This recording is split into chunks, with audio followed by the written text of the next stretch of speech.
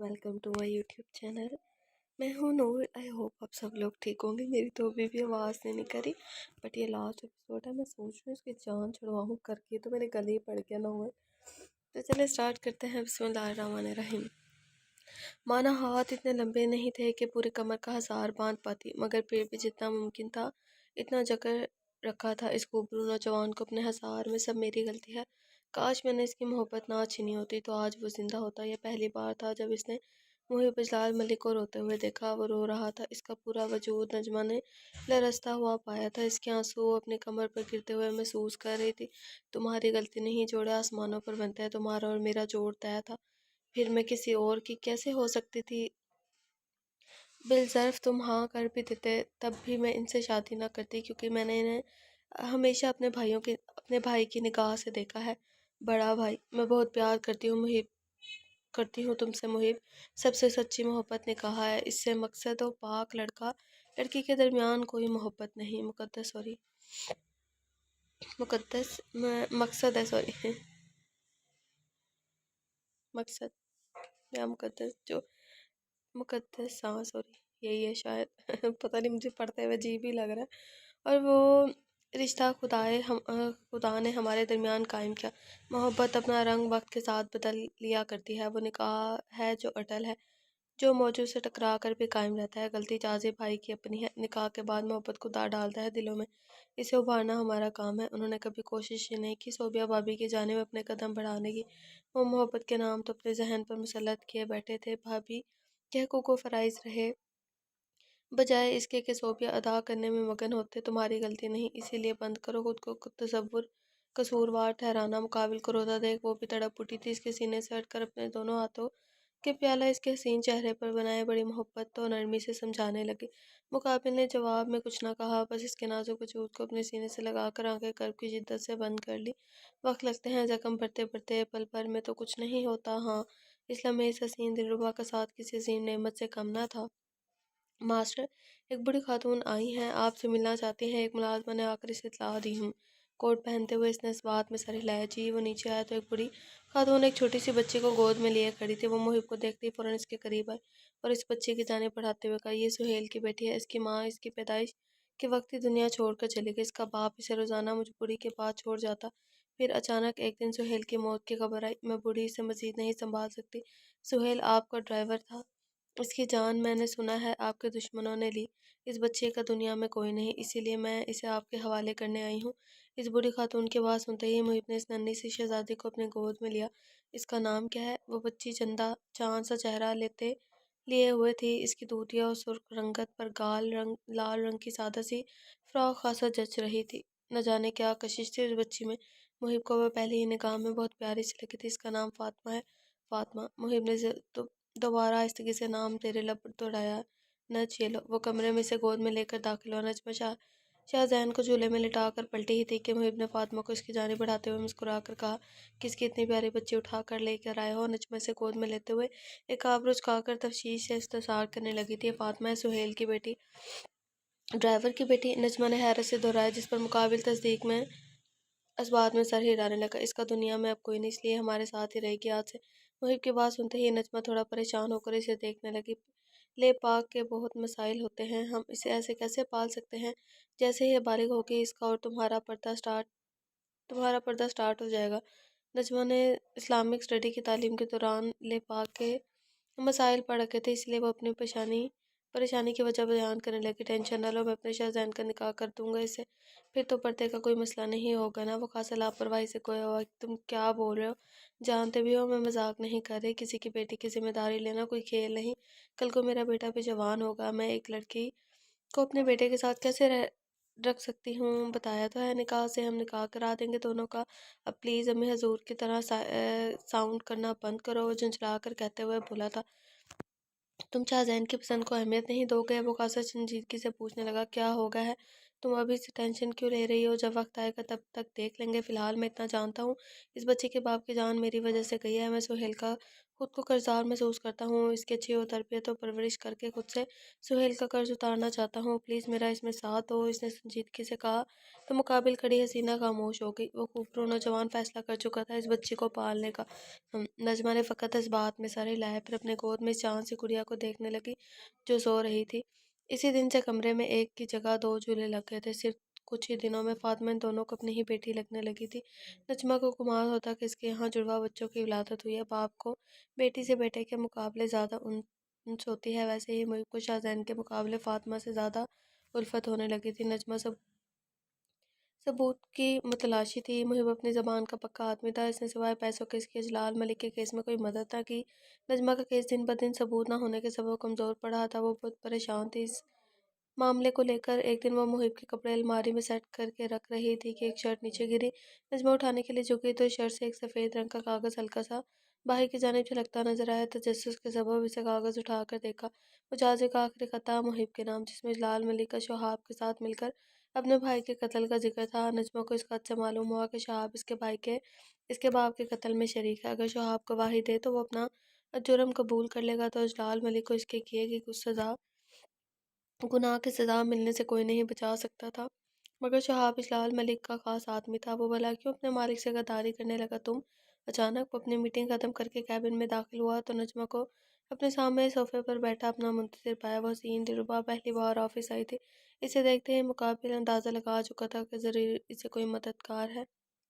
کیوں میں نہیں آ سکتی؟ وہ مسکراتے ہوئے استفسار کرنے لگی۔ بالکل آ سکتی ہو، تمہارے ہی ہے سب کچھ، وہ تیزی سے جواب دے ہوا تھا۔ تمہارا یا ہمارا؟ میں اور تم الگ تو نہیں؟ وہ فوراً ایک خفگی کے ساتھ اس کے کہے جملے کی تصحیح کرنے لگی تھی۔ ہمارا؟ اس کی خفگی بھری نظریں دیکھ وہ اپنے کہے غلط الفاظ کو تیزی سے درست کرتے ہوئے اس کے سامنے والے صوفے پر بیٹھا۔ دونوں چھوٹے، دونوں کو بمشکل سلا کر گھر سے نکلی ہو مقابل حسینہ تک خاصا تھکے لہجے میں بولی تھی۔ اس کا جواب سنتے ہی اس کے چہرے پر ایک دل فریب مسکراہٹ نمودار ہوئی تھی۔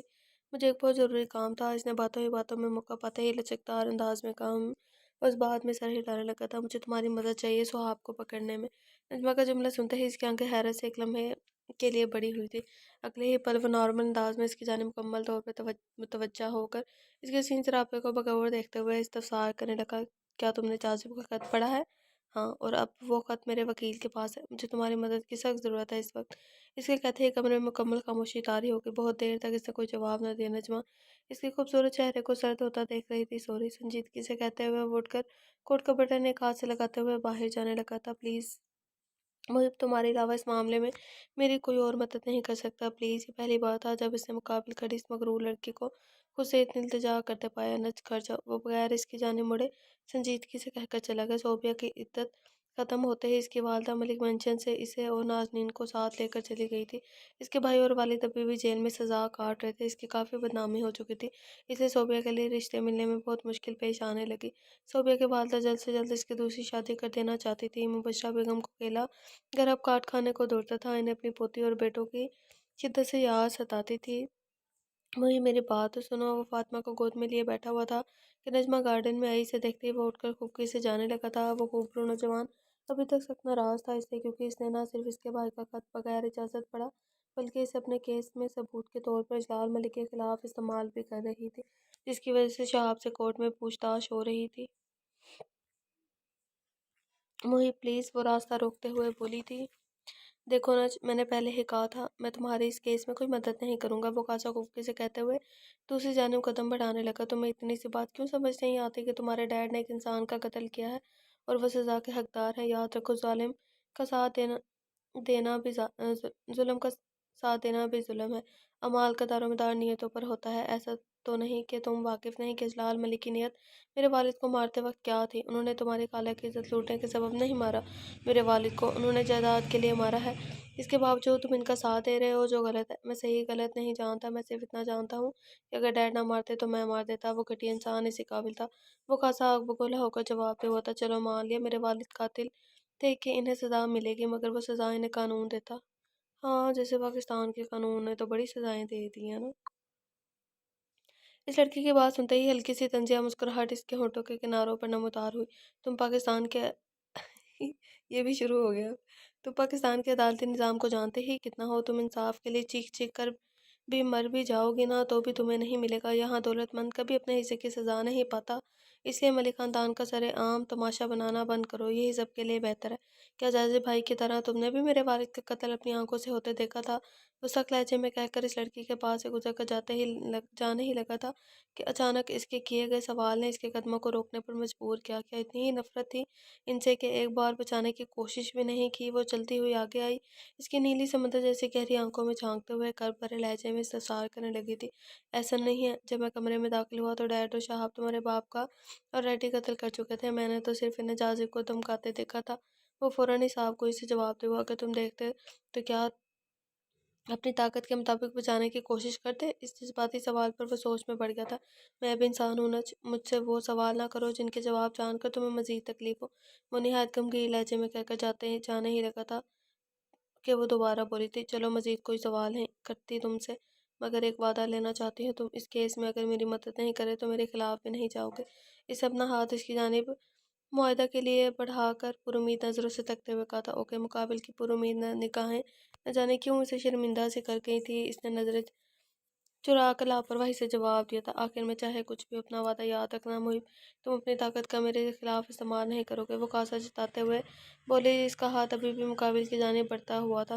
اس نے ہاتھ تو نہ تھاما مگر اس بات میں سر ہلا کر فاطمہ کو لے کر چلا گیا۔ سوری۔ اس کے جاتے ہی وہ اپنے ہاتھ میں پکڑے سیل دیکھتے ہوئے اس خوبرو نوجوان سے دل ہی دل میں نہایت ندامت کے ساتھ معافی مانگنے لگی۔ کمرہ عدالت میں پہلی بار محب کی گواہی دینے کے لیے بلوایا گیا تھا۔ جج صاحب، محب اجلال ملک کو کٹہرے میں بلانے سے پہلے میں ایک ریکارڈنگ سنانا چاہوں گا جس کے سبب یہ کیس شیشے کی طرح صاف ہو جائے گا۔ ریکارڈنگ کا لفظ سنتے ہی محب نے حیران ہو کر نجمہ کی جانب دیکھا۔ اسے 2 دن پہلے کیے ہوئے نجمہ کے سوال یاد آئے۔ وہ اندر اندازہ لگا چکا تھا کہ آگے کیا ہونے والا ہے۔ جج کے اجازت دیتے ہی ریکارڈنگ سٹارٹ کی کہ جب میں کمرے میں داخل ہوا تو ڈیڈ اور شہاب تمہارے باپ کو آلریڈی قتل کر چکے تھے، میں نے تو صرف انہیں جازب کو دھمکاتے دیکھا تھا۔ ریکارڈنگ سننے کے بعد اس نے کہا جانے والی نگاہ یہ صحیح بازی پلٹی ہے اس نے، مزہ آ گیا۔ اب اینڈ پہ پورا ناول اب پڑھنے میں مزہ آ رہا ہے مجھے۔ ریکارڈنگ سننے کے بعد اس نے کھا جانے والی نگاہوں سے گھور کر نجمہ کو دیکھا جو اس کے کچھ فاصلے پر بیٹھی ہوئی تھی۔ محب کی نگاہوں کی تپش وہ اپنے چہرے پر محسوس کر رہی تھی۔ ہمت ہی نہ ہوئی نظریں اس رعب دار شخصیت سے ملانے کی، اسی لیے چہرہ نے ندامت سے جھکا رکھا۔ دوسری جانب اجلال ملک اور مبشرہ بیگم محب کو غم و غصے کی ملی جلی کیفیت سے تک رہے تھے۔ نجمہ کے وکیل کو بلاتے ہی وہ اپنے کوٹ کا بٹن الٹے ہاتھ سے لگاتے ہوئے کھڑا ہوا۔ اس کا حسین چہرہ بالکل سنجیدہ تھا، تاثرات سے جیسے بالکل عاری ہو۔ قرآن پاک پر ہاتھ رکھنے کے بعد وہ کوئی جھوٹی گواہی نہیں دے سکتا تھا، اس لیے بہت محتاط ہو کر جواب دے رہا تھا، تو مسٹر محب، ریکارڈنگ میں آپ نے کہا کہ آپ نے جازب کو دھمکاتے دیکھا۔ آپ نے جازب کو دھمکاتے دیکھا، کیا آپ بتا سکتے ہیں کیوں دھمکا رہے تھے آپ کے والد آپ کے چھوٹے بھائی کو؟ وکیل نے نہایت تجسس والے انداز میں استفسار کیا، جبکہ ریکارڈنگ میں وجہ موجود تھی۔ یہ ریکارڈنگ میری ہے، اس کا کیا ثبوت ہے آپ کے پاس؟ کیا آپ نہیں جانتے یہ کتنا ایڈوانس دور ہے؟ اور وہ اپنی بھرمدار آواز میں چھوٹی آنکھیں کر کے وکیل کو گھورتے ہوئے پوچھنے لگا تھا۔ اس کا کانفیڈنس لیول دیکھ ایک لمحے کے لیے وکیل بھی سٹ پٹایا۔ یہ آپ ہی کی آواز ہے، 2 دن پہلے آپ نے خود میری کلائنٹ کے سامنے قبول کیا تھا کہ آپ نے قتل ہوتے نہیں دیکھا، مگر اجلال ملک یعنی اپنے والد کو اپنے چھوٹے بھائی کو ڈراتے ضرور دیکھا ہے، اور پھر آپ کے چھوٹے بھائی جازب کے خط میں بھی اس قتل کا ذکر ہے۔ ایک مرتا ہوا شخص اپنے بھائی کو معافی نامے میں جھوٹ تو نہیں لکھے گا نا؟ وکیل کا جواب سنتے ہی اس خوبرو نوجوان نے ہونٹ بھینجے تھے۔ چلیں، ایک وقت کو میں مان بھی لیتا ہوں کہ ریکارڈنگ آپ کی نہیں، مگر پھر آپ میرے ایک سادہ اور آسان سے سوال کا جواب دو، کیا آپ نے اپنے والد کو جازب کو دھمکاتے دیکھا تھا، ہاں یا نہ؟ نجمہ کا وکیل باتوں کو گھما پھرا کر بار بار ایک ہی پوائنٹ پر لا کر روک رہا تھا۔ میں بہت چھوٹا تھا اس وقت، اس نے لاپرواہی سے جواب دیا۔ یہ میرے سوال کا جواب نہیں، سوال کا جواب صرف آپ کو ہاں یا نہ میں دینا ہے۔ آپ نے دیکھا تھا مسٹر محب یا نہیں؟ وہ خاصا زور ڈالتے ہوئے بولا۔ نجمہ کی ریکارڈنگ کے سبب وہ خاصا پھنس چکا تھا۔ میں بہت چھوٹا تھا اس وقت، وہ اپنی روبدار آواز میں اپنا کہا جملہ دہرانے لگا۔ اگر جازب کو یاد ہے وہ قتل تو آپ کو اس سے عمر میں بڑے ہیں، تو آپ تو اس سے عمر میں بڑے ہیں، آپ کو تو یقیناً زیادہ بہتر یاد ہوگا، اسی لیے عدالت کا قیمتی وقت ضائع کیے بغیر جواب دیں ہاں یا نہ۔ اس بار وکیل نے اس کی آنکھوں میں آنکھیں ڈال پریشرائز کرنے والے انداز میں کہا تھا، میں نے آپ سے کہا۔ وہ بول ہی رہا تھا کہ وکیل بات کاٹتے ہوئے بولا، مسٹر محب، ہاں یا نہ؟ عدالت کا وقت ضائع نہ کریں، بس ہاں یا نہ میں جواب دے کر ختم کریں۔ وکیل مسلسل اس پر دباؤ ڈال رہا تھا۔ میں آپ سے کہہ رہا ہوں، ابھی وہ جھنجھلا کر بولنے ہی لگا تھا کہ وکیل پھر بات کاٹتے ہوئے بولا ہاں یا نہ مسٹر محیب، اسے قسم کھائی تھی کہ سچی گواہی دے گا، وہ جھوٹ کیسے بول لیتا پھر؟ وکیل کے حد سے زیادہ پریشرائز کرنے کے باوجود بھی وہ خاموش رہا تھا۔ آپ کی خاموشی گواہ ہے مسٹر محیب کہ آپ نے دیکھا تھا۔ ویسے آپ نے اپنے والد کو کن الفاظوں میں دھمکاتے سنا تھا کہ آپ عدالت کو بتانا چاہیں گے؟ اس نے دانستہ طور پر مسکراتے ہوئے استفسار کیا تھا۔ محیب واقف تھا وکیل صرف اسے غصہ دلانے کی کوشش کر رہا ہے، اسی لیے حد الامکان خود کو نارمل رکھنے کی صحیح کرنے لگا تھا۔ میں نے کہا نا میں چھوٹا تھا، وہ دانت پیستے ہوئے بمشکل غصے کو ضبط کرتے ہوئے بولا تھا۔ وہ نہیں کہہ سکتا تھا کہ اسے یاد نہیں، کیونکہ جلال ملک کا کہا ایک ایک لفظ اسے آج بھی اچھی طرح یاد تھا۔ اچھا چلیں مان لیا کہ آپ کو وہ دھمکی آمیز جملے یاد نہیں، مگر یہ تو یاد ہوگا نا کہ ان جملوں کا مفہوم کیا تھا؟ آپ عدالت کو وہی بیان کر دیں۔ آپ بار بار ایک ہی سوال کیوں کر رہے ہیں؟ وہ خاصا جھنجھلا کر بولا تھا۔ کیونکہ آپ ٹھیک جواب نہیں دے رہے، وکیل نرمی سے مسکرا کر بولا تھا۔ آپ کی ریکارڈنگ کے مطابق آپ نے شہاب اور اجلال ملک کے ساتھ پایا تھا، شہاب کو اجلال ملک کے ساتھ پایا تھا کمرے میں، رائٹ؟ کم از کم اس سوال کا جواب تو دے ہی سکتے ہیں آپ۔ وہ خاصا طنزیہ مسکراہٹ کے ساتھ گویا ہوا۔ آپ یوں خاموش رہ کر عدالت کا وقت ضائع کر رہے ہیں مسٹر محیب۔ اس نے کوئی جواب نہ دیا تو وکیل ہلکی سی برہمی کے ساتھ بولا تھا، ہاں یا نہ مسٹر محیب، ہاں یا نہ؟ وہ بار بار استفسار کیے چلے جا رہا تھا۔ یاد رکھیں آپ کی خاموشی ہاں کے طور پر لی جائے گی، وکیل نے خاصا جتاتے ہوئے کہا تھا۔ اس کے باوجود بھی وہ کوئی جواب دینے کے لیے تیار نہ تھا۔ جیسا کہ آپ دیکھ سکتے ہیں مسٹر محیب بالکل خاموش ہے۔ ان کی خاموشی چیخ چیخ کر گواہی دے رہی ہے کہ ریکارڈنگ میں ان کی ہی آواز ہے۔ انہوں نے خود دیکھا ہے اپنے والد کو اپنے چھوٹے بھائی کو دھمکاتے، جس سے یہ بات ثابت ہے کہ جلال ملک نے اپنے خاص ملازم کے ساتھ مل کر اپنے چھوٹے بھائی کی جائیداد حاصل کرنے کی غرض سے قتل کیا ہے۔ نجمہ کے وکیل نے شہاب کو ایک ہفتے کی جسمانی ریمانڈ کے لیے مجسٹریٹ کو درخواست دی، جو منظور ہوئی تھی۔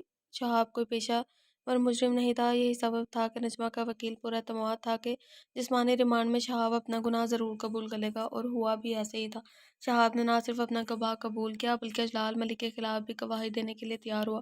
دونوں کے درمیان بات چیت مکمل بند تھی۔ نجمہ کو گمان ہوا شاید وہ بستر بھی الگ کر لے گا، مگر یہ دیکھ کافی حیران و خوشی ہوئی کہ وہ ستمگر اس کی جانب اپنی پشت کر کے ہی صحیح مگر سویا ساتھ تھا۔ سر شہاب کل عدالت میں بڑے سر کے خلاف بیان دینے کے لیے تیار ہو گیا۔ ریکارڈنگ کے بعد سب سے وہ برابر میں سوتی حسینہ سے سخت ناراض و خفا تھا۔ اس لڑکی نے اپنے والد کی خاطر نہ صرف اس کی اجازت کے بغیر اس کے مرحوم بھائی کا خط استعمال کیا، بلکہ اس کی پرسنل باتوں کو جو صرف ان دونوں میاں بیوی کے درمیان گھر میں ہوئی تھی، انہیں کورٹ تک پہنچا دیا۔ وہ کیوں کر غصہ نہ ہوتا؟ وہ دشمنی جہاں اتنے دنوں سے اس کی خفگی کو ذرا بھی خاطر میں نہیں لا رہی تھی، جیسے وہ کوئی اہمیت ہی نہ رکھتا ہو اس کی زندگی میں، ابھی بھی بجائے منانے کے کتنے آرام سے سو رہی ہے، یہ دیکھ مزید دل جلا تھا۔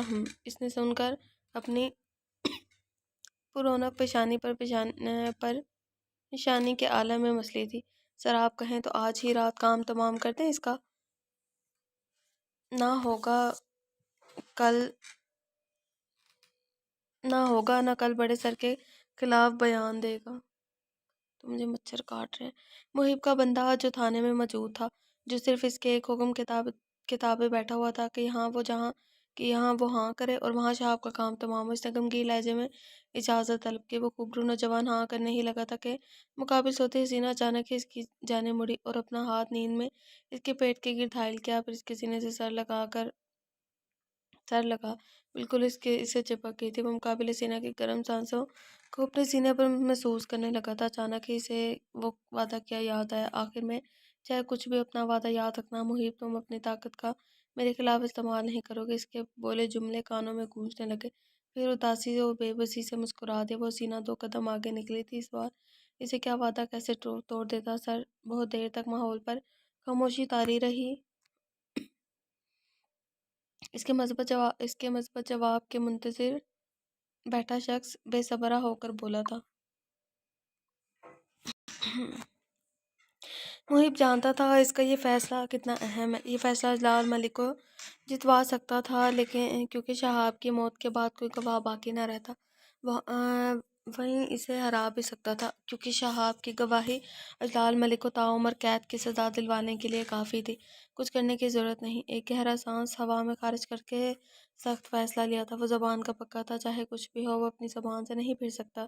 یہ اس کے اپنے اصولوں کے خلاف ہے کیا؟ مگر سر دوسری جانب بیٹھے شخص کو خاصا جھٹکا لگا، وہ فوراً ہی احتجاجاً بولا۔ اس سے پہلے وہ مزید کچھ کہتا، اس کوبرو نوجوان نے کال منقطع کر دی۔ دیکھا جائے تو مسز محب، آپ یہ پورا کیس میرے کندھے پر بندوق رکھ کر جیت رہی ہیں۔ اب لگتا ہے میں نے بڑی غلطی کی آپ کی قابلیت و ذہانت کو ہلکا لے کر۔ آپ تو مجھے پہلے ہی وعدوں میں باندھ کر سائیڈ میں بٹھا چکی ہیں۔ آخری جملہ وہ خاصا طنزیہ مسکراہٹ کے ساتھ اس کے وجود کو دیکھتے ہوئے بولا تھا۔ اس کی بات سنتے ہی مقابل حسینہ کے ہونٹ پر پیاری سی مسکان بکھری تھی، کیونکہ چہرہ اس کے سینے میں چھپا ہوا تھا، اسی لیے وہ اس لڑکی کو مسکراتے ہوئے دیکھ نہ سکا۔ وہ نہیں جانتا اس کا یہ فیصلہ سن نجمہ کے دل میں اس کے لیے محبت و عزت کس قدر بڑھ گئی تھی۔ وہ بڑی محبت سے اس کے گرد اپنا حصار کو مزید تنگ کرنے لگی، جیسے خود کو میں سمو لینا چاہتی ہو، جبکہ وہ خوبرو نوجوان خود کو بہت بے بس محسوس کر رہا تھا۔ اس کی حالت اس لمحے بن پانی کی مچھلی کی طرح تڑپی تھی۔ اسے گمان ہوا کہ اس دشمن جان نے ایسی جگہ لا کر مارا ہے جہاں اسے پانی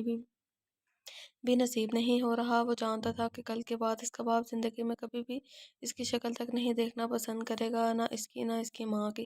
اس لڑکی کا ہزار اپنے ہاتھوں سے کھول کر دراز سے سگریٹ کا پورا ڈبہ اٹھا کر باہر جانے لگا۔ دروازے پر پہنچ کر واپس پلٹ کر اس ہوتی ہوئی لڑکی کو نہایت شکوے بھری نگاہ سے دیکھنے لگا۔ نہ جانے کتنی ہی دیر اسے ایسے ہی تکتا رہا۔ نجمہ اس کی آنکھوں کی تپش اپنے وجود پر محسوس کر رہی تھی۔ اچانک اسے کمرے کا دروازہ بند ہونے کی آواز آئی، جس پر آہستگی سے آنکھیں کھولی کر اس نے دروازے کی سمت دیکھا۔ اگلے ہی لمحے آنکھیں حیرت سے پھیلی، کیونکہ وہ خوبرو نوجوان دونوں ہاتھ فولڈ کیے اسے ہی بغور دیکھ رہا تھا۔ نجمہ کو لگا جیسے اس کی کوئی چوری پکڑی گئی ہو۔ وہ خاصا شرمندہ ہو کر اٹھ کر بیٹھی۔ ویسے بھی مقابل علم رکھتا تھا کہ وہ جاگ رہی ہے، اسی لیے سونے کا ناٹک برقرار رکھنا بیکار تھا۔ وہ اس لمحے سمجھے ہی نہ آیا کہ کیا بولے۔ مقابل نے اسے گور کر دیکھا، پھر بغیر کچھ کہے باہر چلا گیا۔ اسے محسوس ہوا کہ وہ خوبرو نوجوان صرف اسے بتانے کے لیے رکا تھا کہ وہ یہ سمجھنے کی بھول نہ کرے کہ وہ نہیں جانتا کہ وہ جاگ رہی ہے۔ آخرکار وہ دن آن پہنچا تھا جب اجلال ملک کو عبدالرحمن کے قتل کیس میں سزا ہوئی۔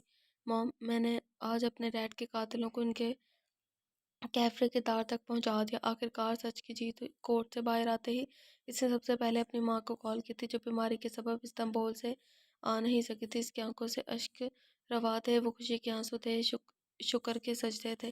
بے شک اللہ صبر کرنے والوں کے ساتھ ہے۔ نجمہ کی بات سنتے ہی عروسہ بیگم کی آنکھیں کرب و مسرت کی ملی جلی کیفیت سے بند ہوئی تھی، اور لبوں پر از خود یہ جملہ ابھر آیا تھا، وہ کون سے ظلم تھا جو ان ظالموں نے ان پر نہیں ڈھایا تھا؟ شوہر کا قتل، جانوروں جیسا سلوک، حرامن و وحشیہ جیسے گندے و توہین آمیز لفظوں کا استعمال، جہاں سے پیاری بیٹی کو چھوٹی سی عمر میں جیل بھجوانے کی کوشش، اس کی زبردستی شادی، اس کی جائیداد چھیننے کی سعی، خود پر بیتی ہر اذیت و تکلیف، آنکھوں سے گرتا ہوا وہ آنسو جو رب کے سامنے بہا، وہ خاموش آنسو جو کرب سے بھرا تھا۔ وہی جانتی تھی کتنا کچھ سہا تھا انہوں نے۔ اللہ تیرا شکر۔ آنکھوں سے آنسو موتیوں کے ساتھ مسرت بھرے لہجے میں خدا کا شکر ادا کیا تھا۔ مبشرہ بیگم کا سارا غرور مانو خاک ہوا تھا۔ ان کی پوری فیملی بکھر کر رہ گئی تھی۔ جہاں ایک طرف جوان بیٹے کی موت کا صدمہ لاحق تھا، وہیں دوسری جانب اپنے شوہر کی تا عمر قید کی سزا انہیں پل پل مار رہی تھی۔ صوبے کی دوسری شادی اس کے 10 سالہ بڑی عمر کے کزن عمیر سے ہوئی۔ عمیر نے شادی سے پہلے ہی نازنین کی ذمہ داری اٹھانے سے صاف انکار کر دیا تھا، جس کے سبب صوبیہ اس شادی کے لیے بالکل تیار نہ تھی، مگر اس کی والدہ نے اسے بہت سمجھایا اور یقین دہانی کرائی کہ وہ نازنین کو سنبھال لے گی، وہ بچی کی خاطر اپنی پوری زندگی خراب نہ کرے۔ صوبیہ کی شادی کے بعد نازنین اپنی نانی کے ساتھ رہنے لگی۔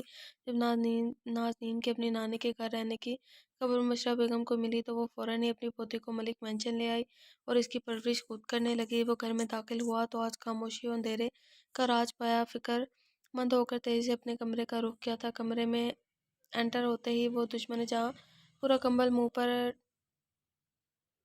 ڈکائے بیڈ پر سوتی ہوئی نظر آئی۔ ابھی وہ اس کی جانب بڑھتا اس سے قبل ہی ماسٹر باہر سے دروازہ نوک ہوتا۔ آ جاؤ، آپ کے لیے کھانا لگا دوں؟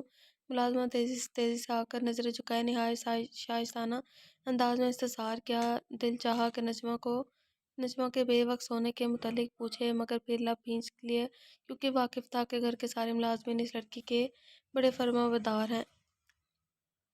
پیٹ ہلکے اس لڑکی کو بتا دیں گے کہ وہ پوچھ رہا تھا اس کے متعلق، اور وہ نہیں چاہتا تھا کہ مقابل خوش گماں ہو کہ وہ اس کی فکر کرے۔ شاہزین اور فاطمہ کہاں ہیں؟ اس نے آبرو جھکا کر سنجیدگی سے پوچھا تھا۔ وہ دونوں برابر والے کمرے میں ہیں۔ دراصل میم کی طبیعت خراب ہے، صبح سے انہیں تیز بخار ہے اور نزلہ کھانسی ہو رہا ہے، بچوں کو جراثیم نہ لگ جائیں اسی لیے انہیں دوسرے کمرے میں بھیج دیا۔ ملازمہ کی بات سنتے ہی اس کے کان کھڑے ہوئے۔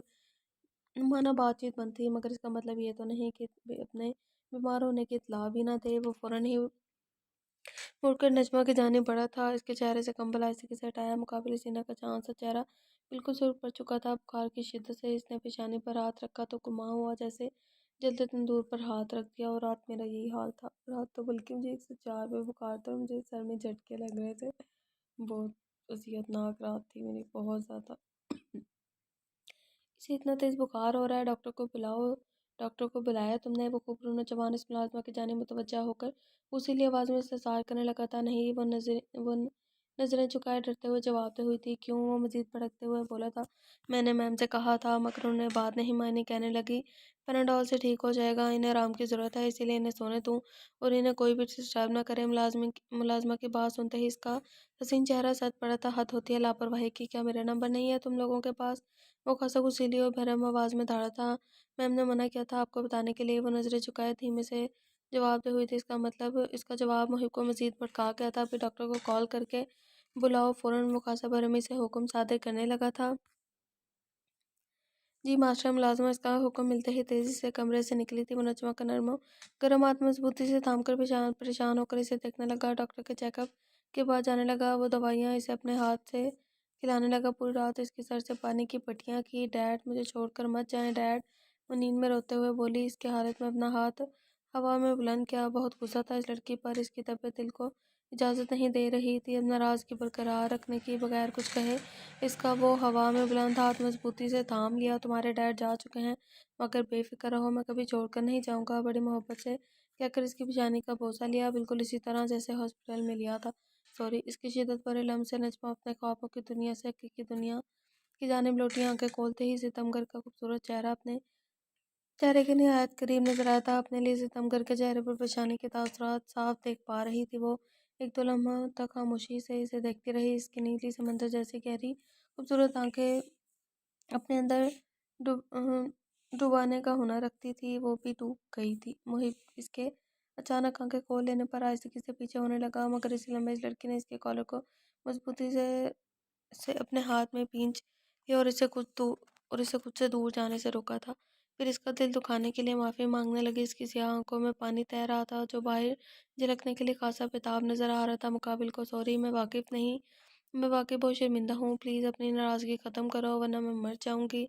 एक कमरे हत्ता के एक बिस्तर पर होते हुए भी तुम खुद से दूर मालूम होते हो। मैं नहीं रह सकती इस तरह। वो उसकी आंखों में झांकते हुए निहायत मोहब्बत और सरशारी के साथ माफ़ी मांग रही थी।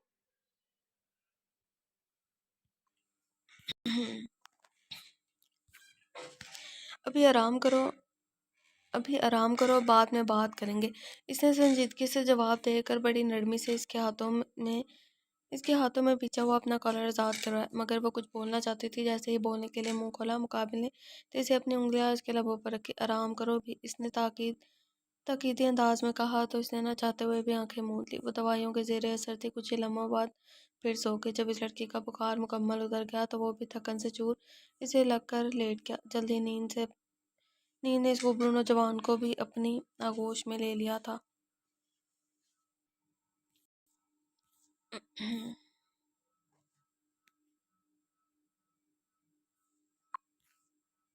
इसकी आवाज़ से ही काफ़ी फिक्र चरकती थी। मुनासिब से गुड़िया आहिस्तगी से उठकर बैठी। हाँ शुक्रिया।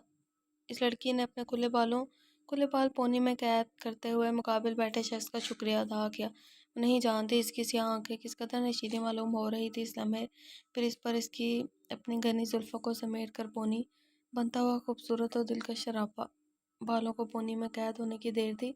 इसकी दूधिया और सराहीदार गर्दन अलग ही चमकने लगी थी, जिसे देखते ही मुकाबिल को अपना दिल बेकाबू होता महसूस हुआ। वो सादा सी पीले रंग की कुर्ती और सफ़ेद पजामे में मलबूस थी। पीले कपड़ों में इसका रंग खिलते गुलाब का मानी था। शुक्रिया किस बात का?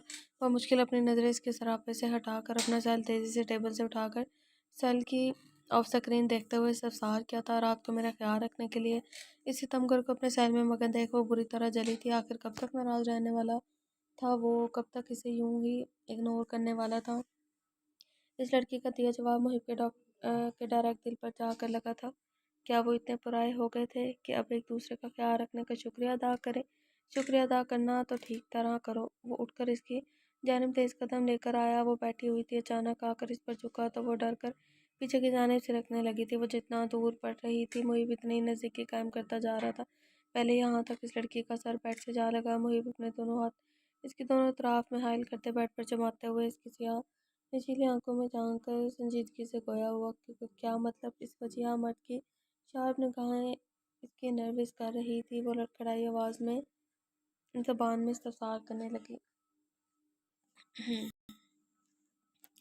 اتنی معصوم نہ بنو۔ وہ اپنا انگوٹھا اس کی گلابی لبوں پر پھیرتا ہوا ذومعنی انداز میں گویا ہوا، تو تم میری رات بھر ذمہ داری کرنے کی قیمت لینا چاہتے ہو؟ وہ خاصا حیران و بھرم انداز میں پوچھنے لگی تھی۔ میں نے تو نہیں کہا شکریہ ادا کرنے کا، وہ تو تم جیسے میرے شکریہ ادا کرنے کا خاصا شوق چڑھا ہے۔ میں تو صرف مدد کر رہا ہوں تمہاری ٹھیک طرح شکریہ ادا کرنے میں۔ وہ طنزیہ مسکراہٹ ہونٹوں کے کنارے پر سجائے نہایت جتاتے ہوئے بولا تھا۔ اس خوبرو نوجوان کی نیلی آنکھوں میں بھڑکتا ہوا غصہ وہ چاہ کر بھی نظر انداز نہیں کر سکی۔ چلو، مجھے فریش ہونے جانا ہے۔ وہ ڈر گئی تھی۔ ہٹو سوری۔ اپنے ڈر کو اکڑ میں کور کر کے اسے سینے پر دونوں ہاتھ رکھ کر دور دھکیلتے ہوئے خاصا بے رخی سے گویا ہوئی تھی۔ کیوں؟ اچانک شوق ختم ہو گیا میری شکریہ ادا کرنے کا؟ اس کے نازک و دودیا ہاتھوں کو اپنے دونوں ہاتھوں میں قید کر بیڈ سے لگائے وہ خاصا سرد لہجے میں استفسار کرنے لگا تھا۔ وہی میں بیمار ہوں، کیا بھول گئے تم؟ پوری رات بخار میں گزاری ہے میں نے۔ معافی مانگ چکی ہوں تم سے کل رات، پھر کیوں اتنا غصہ و بے رخی دکھا رہے ہو؟ وہ روتا سا منہ بنا کر دنیا جہان کی بےچارگی اپنے چہرے پر سجائے روحان سے لہجے میں بولی تھی۔ الٹا چور کوتوال کو ڈانٹے۔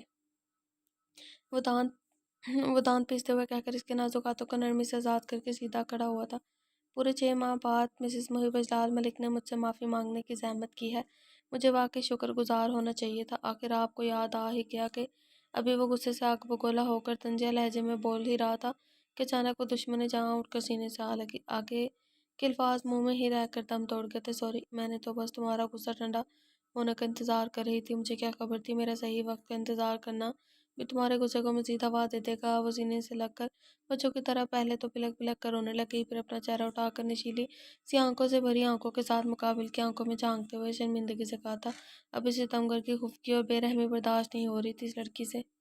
یہ پہلی بار تھا شادی کے بعد جب محب اتنا لمبا وقت سے ناراض رہا تھا، حتیٰ کہ کوئی کوشش تک نہ کی تھی صلح کرنے کی۔ سوری، میں تو مدد مانگنے خود چل کر تمہارے آفس آئی تھی۔ تم راضی نہ ہوئے تو مجبوراً مجھے تمہاری وائس ریکارڈنگ کرنی پڑی۔ وہ نظریں جھکائے بھیگی پلکوں اور سرخ ہوتی ناک کے ساتھ نزاکت سے بولی تھی۔ اچھا، رونا تو بند کرو۔ میری اولاد نے کیا بگاڑا ہے تمہارا؟ کیوں انہیں نابینا ماں دینے پر تلی ہو؟ اس کے آنسو اپنے ہاتھوں سے صاف کر کے ہلکا سا جھنجھلاتے ہوئے گویا ہوا تھا، مانا کہ وہ منہ سے اعتراف نہیں کر رہا تھا لیکن دل کے کسی کونے میں وہ یہ جانتا تھا کہ نجمہ اپنی جگہ بالکل درست تھی۔ وہ کیسے اپنے باپ کا خون معاف کر دیتی؟ اتنا آسان نہیں ہوتا خونی رشتوں سے منہ پھیر لینا، خاص طور پر ایک بیٹی کے لیے اپنے باپ سے۔ ایسا تو نہیں کہ وہ واقف نہ تھا کہ اس کے والد نے عبدالرحمن کو اس کی خالہ کی عزت لوٹنے کے سبب نہیں بلکہ جائیداد کے حصول کے لیے قتل کیا تھا۔ سب کچھ جانتے بوجھتے اجلال ملک کے ہر سیاہ و سفید کام رکھنے کے باوجود وہ انہیں سزا دلوانے کے لیے ہرگز تیار نہ تھا۔ آخر نجمہ سے وعدہ نہ کیا ہوتا تو یقیناً اسے ابھی بھی نہ دلاتا، مگر اب جو ہونا تھا سو ہو گیا تھا۔ اب اسے فیوچر پلان کرنا تھا، شاہزین اور فاطمہ کو ایک اچھا مستقبل دینا تھا، جو ذمہ داری تھی اس کی۔ سوری، وہ بار بار معافی مانگ رہی تھی۔ اٹس اوکے، اس نے آہستگی سے کہتے ہوئے اس حسین سراپے کو اپنے سار میں جکڑا۔ وہ نہیں بتا سکتا تھا مقابل سینہ کو ان 6 ماہ میں سے زیادہ خود کو سزا دے رہا تھا۔ تم نے مجھے معاف کر دیا نا؟ وہ سینے سے لگ کے اپنے دل کو سکون و قرار دینے کی نیت سے دوبارہ تصدیق کرنے لگی۔ نہیں۔ وہ تھوڑی دیر سوچنے کے بعد بولا۔ کیوں؟ وہ فوراً ہی اپنا چہرہ اٹھا کر پریشان لہجے میں وجہ استفسار کرنے لگی تھی۔ کیونکہ میری مرضی، خاصا سنجیدگی سے جواب دیا تھا، مگر میں نے بار بار معافی مانگی ہے۔ وہ نہایت جتاتے ہوئے روتو سا منہ بنا کر بولی۔ صرف سوری کہہ لینے سے کیا ہوتا ہے؟ مقابل نے ٹوٹے پن سے بولا تھا۔ تو پھر اور کیسے مانگو؟ وہ الجھ کر پریشانی کے عالم میں پوچھنے لگی تھی۔ خود سوچو، اور کیسے مانگ سکتی ہو؟ اس کی آنکھوں میں شرارت و چوکی ابھری تھی۔ یہ جملہ ادا کرتے وقت مقابل کھڑی وہ لڑکی کیسے نہ سمجھ تھی؟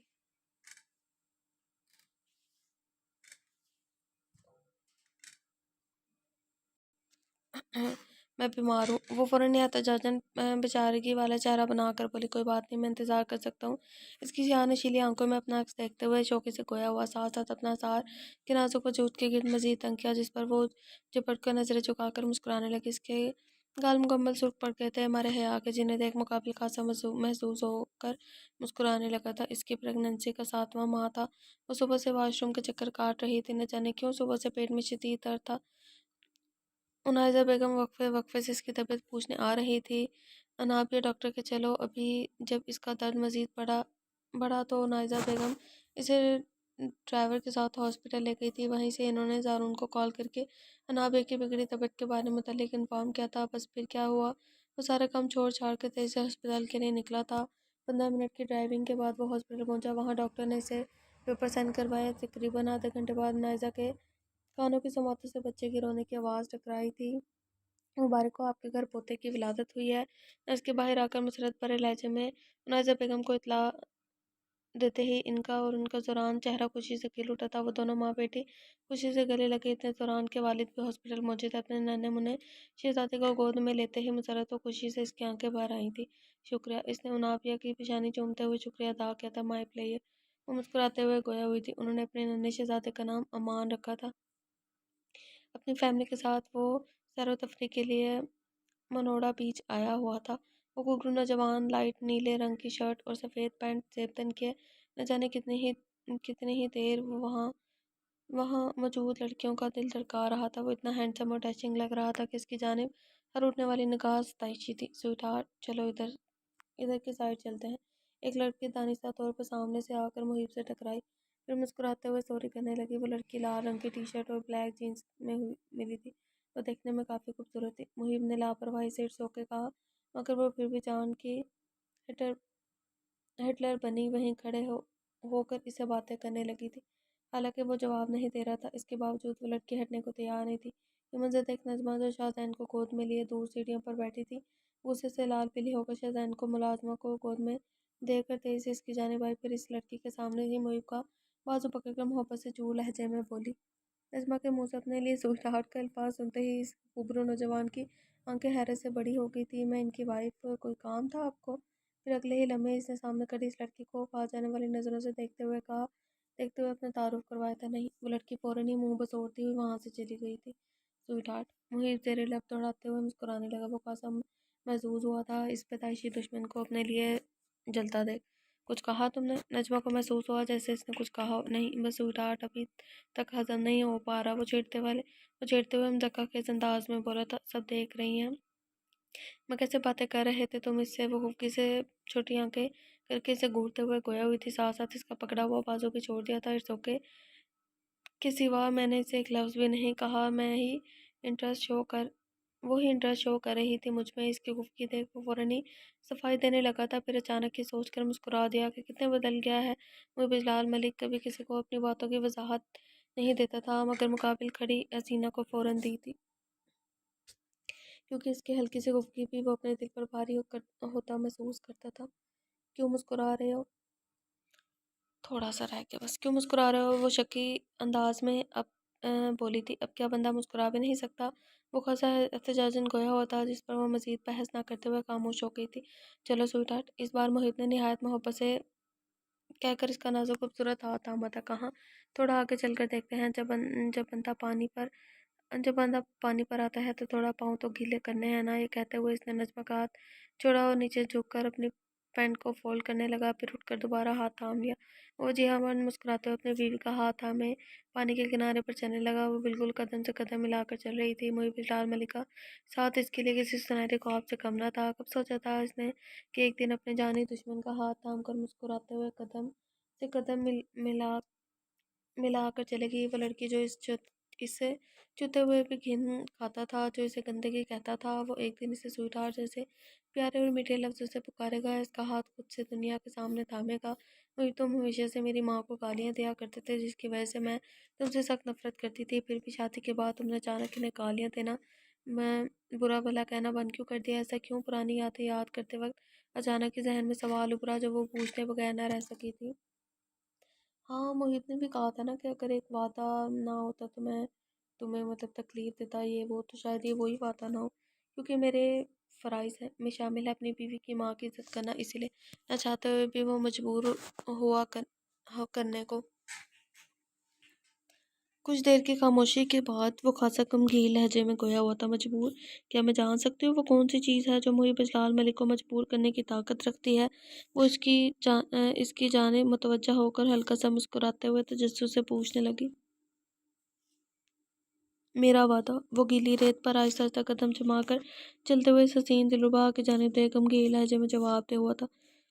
تم نے کبھی بتایا نہیں کس سے کیا تھا تم نے یہ وعدہ جس کے اس قدر پابند ہو؟ یقیناً وہ شخص تمہاری زندگی میں بہت اہمیت کا حامل رہا ہوگا۔ مجھے لگتا ہے اس کی خالہ نہ ہو۔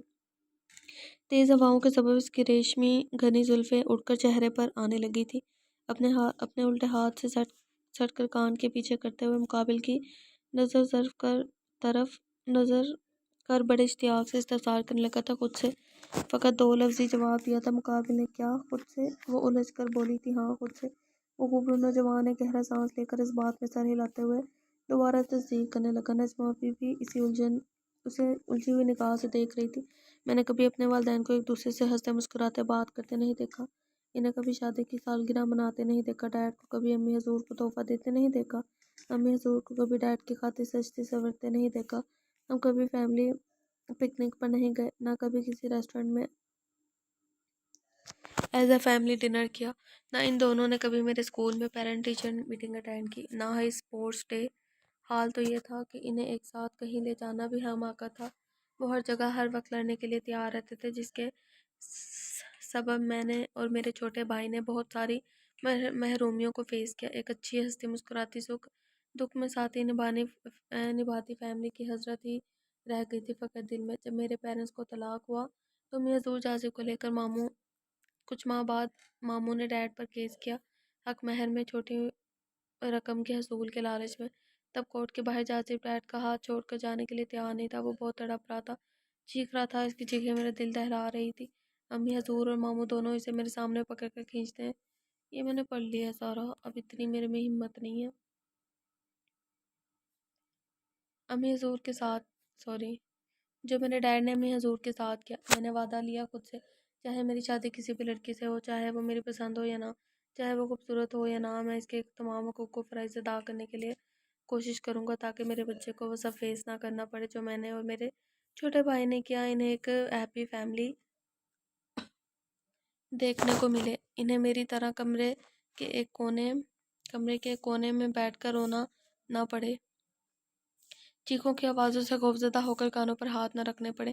جن گھروں میں ماں باپ کی لڑائیاں ہوتی ہیں نا، وہ گھر کم عذاب زیادہ معلوم ہوتا ہے۔ میں اپنے والد کو اس عذاب سے بچانے کے لیے خود سے وعدہ کر چکا تھا کہ اپنی بیوی کے حقوق و فرائض کا جو خدا نے مقرر کیا پابند رہوں گا تاکہ وہ خوش رہے۔ مجھے یقین تھا جب میں اس کے حقوق پورے کروں گا تو بدلے میں بھی اپنی خوشی سے میرے حقوق کا خیال رکھے گی۔ پھر ممکن ہی نہیں کہ ہماری لڑائی ہو۔ نجمہ نے ہمیشہ اس خوبصورت نوجوان کو بڑی حسرت سے دیکھا تھا، اس کی زندگی شروع سے اسے مکمل اور آسائشوں سے بھرپور نظر آتی تھی۔ وہ کوئی شہزادے سے کم معلوم نہیں ہوتا تھا اسے لگتا تھا ایسا کچھ نہیں جس کی محب جلال ملک کو کمی ہو، مگر آج پہلی بار اسے محسوس ہوا تھا اس کی زندگی میں بھی بہت سی محرومیاں تھیں۔ اس نے بھی بہت سی تکلیفوں میں زندگی گزاری تھی۔ اگر اس کی جگہ کوئی اور ہوتا تو یقیناً اپنے والدین کی لڑائی کا منفی تاثر قبول کرتا جسے جازے نے کیا، مگر محب جلال ملک تو بندہ ہی الگ تھا، ایک منفرد اور اعلیٰ سوچ کا مالک۔ وہ لڑائی اس خود گواہ تھی کہ مقابل نے اپنا وعدہ ہمیشہ نبھایا ہے، چاہے وہ شادی کی پہلی رات ہو یا آج کا دن۔ تمہارا شروع سے ارادہ نہیں تھا مجھ سے شادی کرنے کا؟ ذہن میں ابھرنے والے سوال کو تیزی سے پوچھنے لگے۔ نہیں بالکل نہیں، نہیں سالگرہ والے دن جو تم نے یہ حسین تحفہ دے کر گئی تھی، اس کے بعد مجھے تمہارے نام سے بھی نفرت تھی۔ وہ فوراً ہی اپنی کٹی ہوئی آئی برو کو ہلکا سا کھجاتے ہوئے مسکرا کر بولا تھا، مگر وہ الجھی۔ مقابل سمجھ گیا وہ کیا کہنا چاہ رہی ہے، صرف شادی ہی حل نہیں تھی، تم سے جائیداد حاصل کرنے کا تمہاری موت بھی حل تھی۔ وہ نہایت صفاقت سے چہرے پر بغیر کوئی تاثر لائے جواب دے ہوا تھا، یعنی تمہارا پلان مجھے مارنے کا تھا؟ وہ اپنی سیاہ نشیلی آنکھیں شوق کے سبب بڑی بڑی کرتے ہوئے بولی، ہاں 19 سال کے ہوتے ہی تم عبد الرحمن کی وصیت کے مطابق جائیداد کی مالکن بن گئی تھی۔ تمہارے باپ کے جو شرائط و وصف کے ساتھ آئی تھی، ان کے سبب 19 سال سے پہلے تمہیں مارا نہیں جا سکتا، ورنہ ساری جائیداد ویلفیئر ٹرسٹ کو چلی جاتی۔ وہ صاف گوئی سے بولا تھا۔ پھر پلان کیوں چینج کیا؟ وہ نہایت تجسس سے بولی، کیونکہ جازے کو تم سے محبت ہو گئی تھی۔ وہ اڑ گیا سب کے سامنے، اگر تمہیں کچھ ہوا تو میں بھی خود کو ختم کر لوں گا۔ تب ڈیڈ نے تمہاری زندگی کی اور صوبیہ سے شادی کی شرط اس کے سامنے رکھی۔ اور بھی بہت ساری باتیں تھیں جو سینے میں دفن تھی اس کے۔ وہ نہیں بتا سکتا تھا اس لڑکی کو کہ اس نے چھوٹا بھائی کتنا لڑا سب سے اس کے لیے شادی کرنے کی خاطر۔ اپنے دونوں ہاتھ پینٹ کی جیب میں ڈال کر ایک گہرا سانس ہوا میں خارج کرتے ہوئے مقابل کا چہرہ دیکھنے لگا تھا، جو نہایت افسردہ نظر آ رہی تھی۔ اس لڑکی کو تو آج معلوم ہوا تھا کتنی بڑی قربانی دی تھی جازے نے اس کی خاطر۔ اس کی ہر سانس جازے کی محبت کا دیا تحفہ تھی، جس سے وہ آج تک انجان رہی۔ اس کا مطلب ہماری شادی تمہاری پلاننگ کا حصہ نہیں تھا، بالکل بھی نہیں۔ جتنا تم اس شادی کے خلاف تھی اتنا میں تھا، بس فرق اتنا تھا کہ تم شور مچا رہی تھی اور میں خاموش تھا۔ نجمہ کو زندہ رکھنے کے بعد دونوں بھائیوں میں سے ایک کو تو اس سے شادی کرنی ہی تھی نا۔ جازے کبھی اس کے حصے کی جائیداد نہیں چھینے گا، یہ سوچ کر سب گھر والوں نے محیب کی شادی اس لڑکی سے کروائی، یہ علم رکھنے کے باوجود کہ کتنی نفرت کرتا ہے وہ اس لڑکی سے۔ کیا ہوا؟ مقابل سینہ کو افسردہ ہوتے دیکھ اس کی تھوڑی کے نیچے انگلی لگا کر اٹھاتے ہوئے اپنی نیلی سمندر جیسی آنکھوں میں دیکھنے پر مجبور کر نہایت نرمی سے استفسار کیا تھا، اگر جازے بھائی شرط نہ مانتے تو کیا تم مجھ سے واقعی مجھے مار دیتے؟ وہ خاصا رنجیدہ ہو کر بولی تھی۔ میں نہیں ڈیڈ، اس نے تیزی سے وضاحت دی تھی۔ ذہن میں بہت سارے خیالات چل رہے تھے، ایک طرف کہ کاش اسے پہلے پتہ چل جاتا کہ جازے اسے پسند کرتا ہے، پھر سوچنے لگے کیا بدل جاتا ہے اسے، جوڑے تو آسمانوں پر بنتے ہیں اور اس کا جوڑا محیب کے ساتھ آیا تھا، یہ ماضی نہیں بدل سکتے، اس لیے جو ہو گیا اسے بھول جا۔ اور وہ اس کے بالوں کو نرمی سے سہلاتے ہوئے سمجھانے والے انداز میں گویا ہوا تھا۔ ایک تو پتہ نہیں یہ بلر لکھا ہوا ہے یا مجھے بلر نظر آ رہا ہے۔ وہ اس بات میں سر ہلانے لگی تھی۔ چلو تھوڑا اور آگے چلتے ہیں، وہ نرمی سے ہاتھ کھینچتے ہوئے گویا ہوا تھا۔ نہیں بس میرے پاؤں تھک گئے ہیں، وہ فوراً تکے لہجے میں بولی، پھر یہیں بیٹھ جاتے ہیں۔ اس نے مسکرا کر سمندر کے کنارے بیٹھتے ہوئے کہا تھا۔ نجمہ بھی اس کے ساتھ ہی لگ کر بیٹھ گئی تھی۔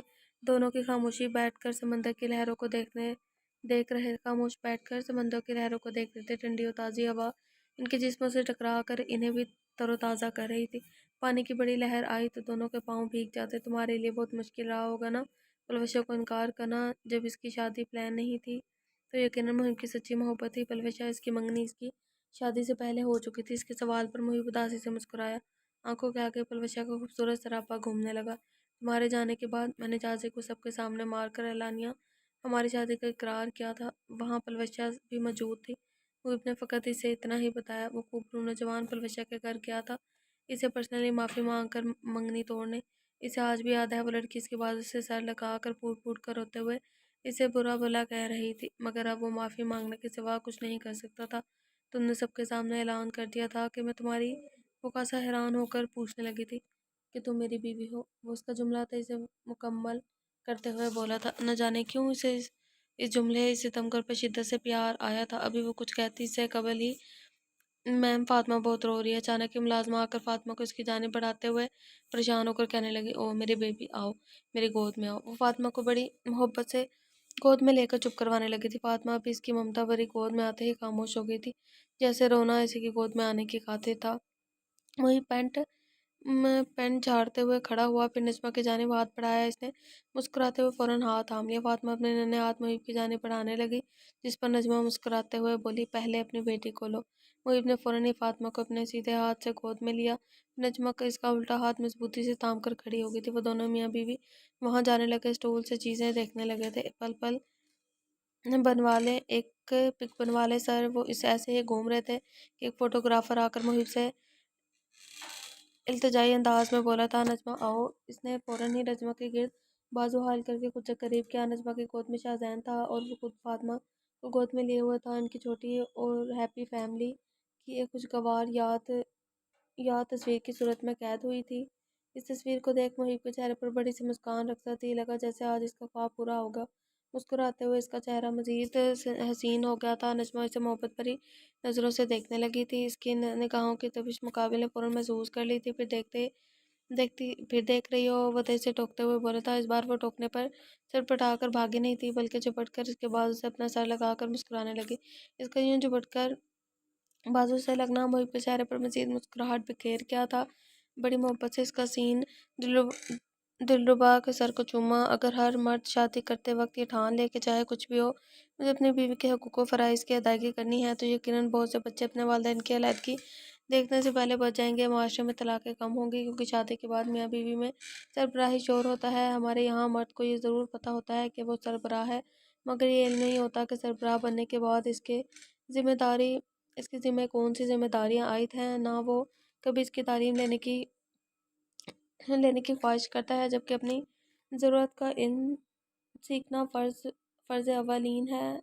और यकीनन ये ज़रूरत है कि दोनों फ़रकीन को अपने अपने हकूक़ व फ़राइज़ का इल्म हो, तभी वो एक खुशगवार ज़िंदगी बसर कर सकते हैं। ख़त्म शुद। फाइनली फाइनली फाइनली ये नावल ख़त्म हो गया। आज के बाद इतने लंबे लंबे नावल इतने पढ़ने मैंने मैं आप लोगों को पहले बता रही हूँ, तो रिक्वेस्ट मुझे सोच समझ के कीजिएगा। तो मिलते हैं नेक्स्ट नावल के साथ। अपना बहुत सारा ख्याल रखिएगा, मुझे दुआ में याद रखिएगा। अल्लाह हाफिज़।